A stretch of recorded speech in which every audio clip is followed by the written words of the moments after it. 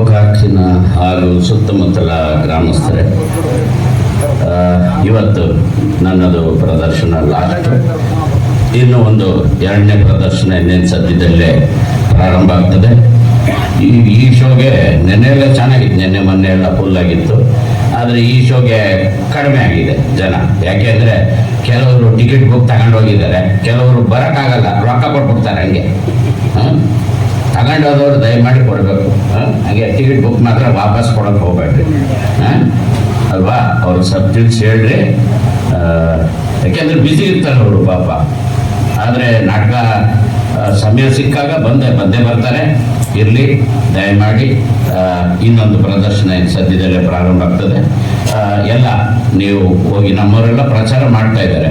ಹಾಗಾಗಿ ನೀವು ಹೋಗಿ ಎಲ್ಲ ಅಣ್ಣ ತಮ್ಮಂದರು, ಅಕ್ಕ ತಂಗಿರು, ಎಲ್ಲ ನಿಮ್ಮ ಫ್ಯಾಮಿಲಿನೂ ಕೂಡ ಮತ್ತೊಮ್ಮೆ ಕರ್ಕೊಂಡು ಬನ್ನಿ ಅಂತ ಹೇಳ್ತಾ ನನ್ನ ಮಾತನ್ನು ಮುಗಿಸ್ತೀನಿ. ಇದು ನನ್ನ ನಿಜವಾದ ಧ್ವನಿ. ಇದು ಚಲನಚಿತ್ರಗಳಲ್ಲಿ ಪಾತ್ರ ಮಾಡೋವಾಗಷ್ಟೇ ನನ್ನ ಧ್ವನಿ ಹಾಸ್ಯವಾಗಿರುತ್ತೆ. ನೀವೆಲ್ಲ ಸಿನಿಮಾಗಳು ನೋಡಿದ್ದೀರ. ಡಾಕ್ಟರ್ ರಾಜಣ್ಣ ಅವರು, ರಾಜ್ಕುಮಾರ್ ಅವ್ರದ್ದು ಜೀವನ ಚೈತ್ರ ಆಗಿರ್ಬೋದು, ಟೈಗರ್ ಪ್ರಭಾಕರ್ ಅವರ ತ್ರಿನೇತ್ರ ಪಿಕ್ಚರ್ ಆಗಿರ್ಬೋದು, ಆನಂತರ ವಿಷ್ಣು ಸರ್ ಅವರ ಅನೇಕ ಚಿತ್ರಗಳು, ಶಂಕರ್ ನಾಗ್ ಅವರು, ಅನಂತ್ ನಾಗ್ ಅವರು, ಉಪೇಂದ್ರ, ರವಿಚಂದ್ರನು, ಎಲ್ಲ ನಾಯಕ ನಟರ ಜೊತೆಲೂ ಕೂಡ ಪಾತ್ರ ಮಾಡಿದ್ದು ನಿಮ್ಮೆಲ್ಲರ ಆಶೀರ್ವಾದದಿಂದನೇ. ಆದರೆ ಇತ್ತೀಚಿನ ಕೆಲವು ಹೀರೋಗಳ ಜೊತೆ ನಾನು ಇಲ್ಲ, ಯಾಕೆಂದರೆ ಅವ್ರದ್ದೇ ಗುಂಪುಗಾರಿಕೆ ಮಾಡ್ಕೊಂಡಿದ್ದಾರೆ. ಏನು ತಪ್ಪೇನಲ್ಲ, ಇರಲಿ.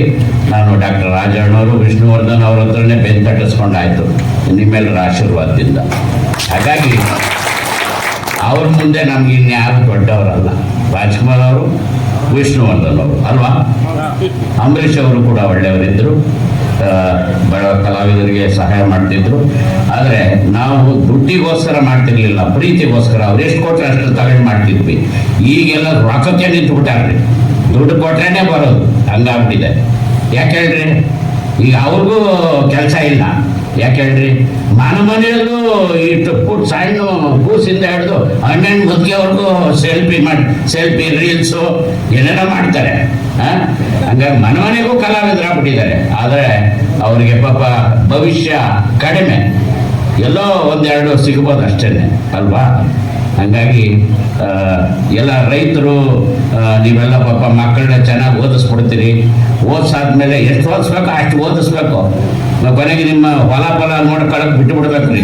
ನೀವು ಬೆಂಗಳೂರು ಕಳಿಸ್ಬಿಡ್ತೀರಿ.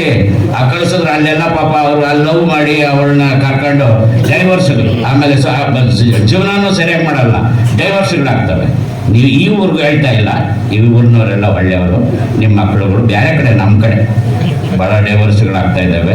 ಹೊರಗಿನಿಂದ ಬಂದವರೇ ಜಾಸ್ತಿ ಆ ಥರ ಆಗಿರೋದು. ಹಾಗಾಗಿ ದಯಮಾಡಿ ಈ ಜೀವಂತ ಕಲೆಯನ್ನು, ಈ ನಾಟಕದ ಕಂಪನಿಯನ್ನು ಉಳಿಸೋದು ನಿಮ್ಮ ಕೈಯಲ್ಲಿದೆ. ನಮಸ್ಕಾರ. ಜೈ ಕರ್ನಾಟಕ.